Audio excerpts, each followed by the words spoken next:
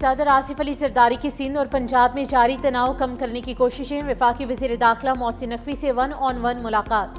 वज़ीर दाखिला मोहसिन नकवी वज़ीर आला पंजाब मरियम नवाज के बयानात पर आज वज़ीर आज़म शहबाज शरीफ से मुलाकात करेंगे। सदर मुमलिकत की पीपल्स पार्टी रहनुमाओं को भी मोहतात गुफ्तगू की हिदायत।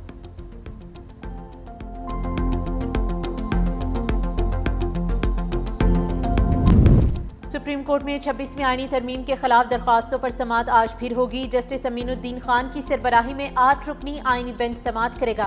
सुप्रीम कोर्ट के यूट्यूब चैनल पर समाअत बराह रास्त नशर की जाएगी। आज आईनी बेंच पर एतराज से मुतालिक दरख्वास्तों पर समाअत होगी।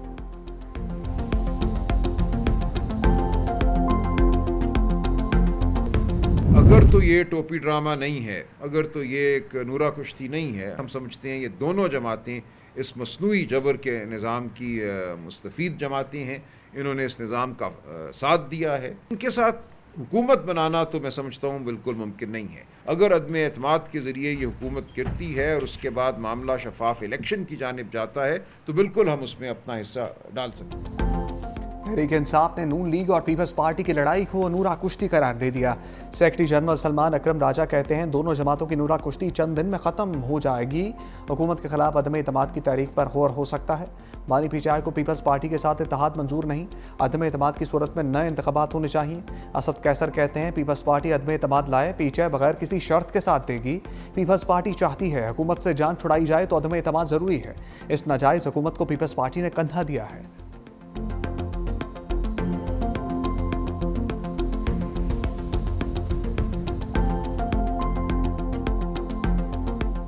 The Muslim Ummah confronts formidable challenges, conflicts, poverty, disunity, and more than ever, it is in these testing times that we need to hold on together to our values and ethics, guided by our religion, to be able to reclaim our lost place in the community of nations.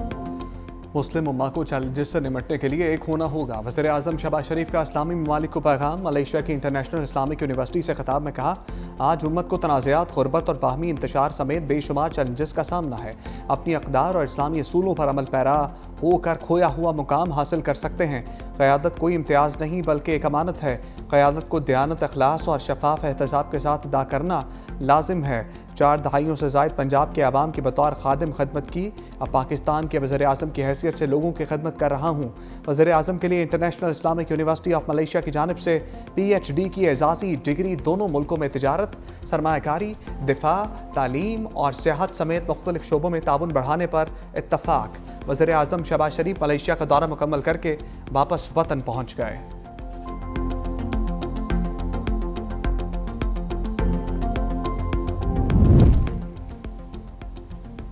Hamas ने Israeli कैदियों की रिहाई को फौजी इनखला के मराहिल से मशरूत कर दिया। गजा मनसूबे पर शर्म शेख में मुज़ाकरात का दूसरा दौर मुकम्मल। मुज़ाकरात में इजरायली फ़ौज के इनखला के नक्शों और मुग़वियों की रिहाई पर बातचीत। हमास ने वाज़ेह किया कि आखिरी इजरायली मुग़वी की रिहाई आखिरी फ़ौजी के इनखला के साथ जोड़ी जाए। हमास का मुकम्मल जंग बंदी और इजरायली फ़ौज के इनखला के लिए बैनुल अक़वामी ज़मानतों का मुतालबा।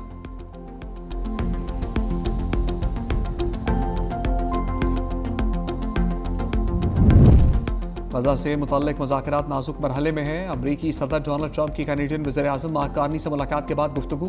कहा मंसूबे पर अमल दरामद के लिए पेशरफ्त का मौका मौजूद है। अमरीकी टीम भी मुज़ाकरात का हिस्सा बनने के लिए मिस्र रवाना। कतरी वज़ीर आज़म मुज़ाकरात में शरीक होंगे। अरब मीडिया के मुताबिक शेख मोहम्मद बिन अब्दुर्रहमान अस्सानी मुज़ाकरात कामयाब बनाने के लिए जल्द मिस्र पहुँचेंगे।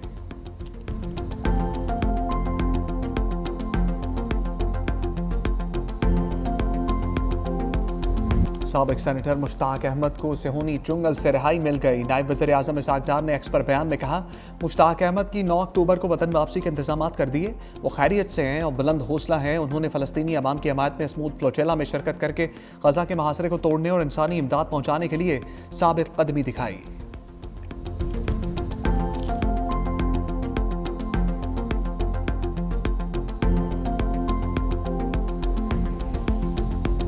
गजा ने 2 साल जुल्म सितम और आहों सिस्कियों में काटे। सफाक इसराइल की बर्बरियत को 2 साल गुजर गए। हज़ारों शुहदा, लाखों लोग बेघर। 24 घंटे के दौरान मज़ीद 24 फ़लस्तीनी मौत की आगोश में जा सोए। इसराइली बमबारी ने गज़ा की 3% आबादी को मौत के हवाले कर दिया। मजमूई तौर पर 67,000 से ज़ायद फ़लस्तीनी शहीद, 20,000 बच्चे शामिल। सिहोनी फ़ौज ने अस्पतालों और पनाहगुज़ीन कैंपों को भी चुन चुन कर निशाना बनाया। बमबारी से 1700 से ज़ायद तिब्बी एहलकारों को भी शहीद किया। सिहोनी फ़ौज ने गज़ा में भूख को भी हथियार के तौर पर इस्तेमाल किया। खुराक न मिलने पर 459 फ़लस्तीनी भूख से मर गए। दुनिया को सच दिखाने के जुर्म में 300 के करीब सहाफ़ियों को मौत की वादी में धकेल दिया।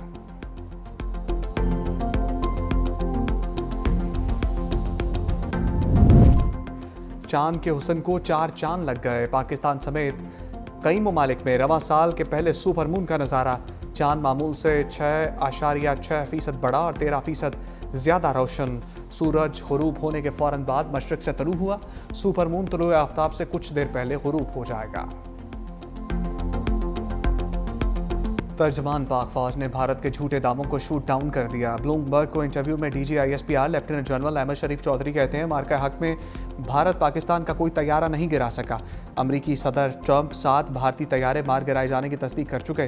पाकिस्तान भारत के साथ हथियारों की दौड़ में शामिल नहीं। कभी आदादोशुमार और हक़ाइक़ से खेलने या छुपाने की कोशिश नहीं की।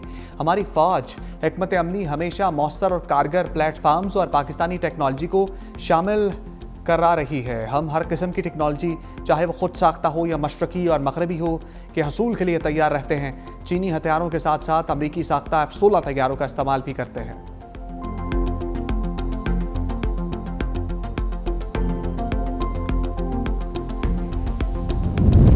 भारतीय अस्करी क़यादत झूठे दावे गढ़ने में नंबर 1। पाकिस्तान के हाथों बदतरीन शिकस्त के बाद बौखलाहट का शिकार। गैर संजीदा और गैर पेशा वराना तर्ज अमल की वजह से जगहंसाई। भारतीय एयर चीफ का मुज़ाहिका खेज बयान देना वतीरा बन चुका। प्रेस कॉन्फ्रेंस में कहा, भारत के कितने तैयारे गिरे इस बारे में कुछ नहीं बोलना चाहूँगा। हमें कुछ नहीं बताना चाहिए कि कितना नुकसान हुआ। जंगी जनूनी भारतीय फ़ौजी क़यादत की पेशा वराना काबिलियत पहले ही दुनिया के सामने आ चुकी है।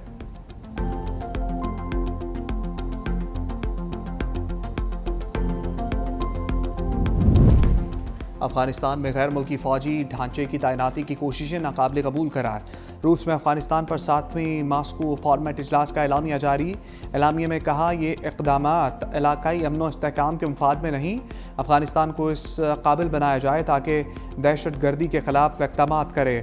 फ़रीक़ैन ने दहशत गर्दी को अफगानिस्तान ख़त्ते और आलमी अमन और सलामती के लिए संगीन ख़तरा करार दिया। फ़रीक़ैन ने इलाकाई ढांचों और फोरम्स के अहम किरदार को उजागर किया।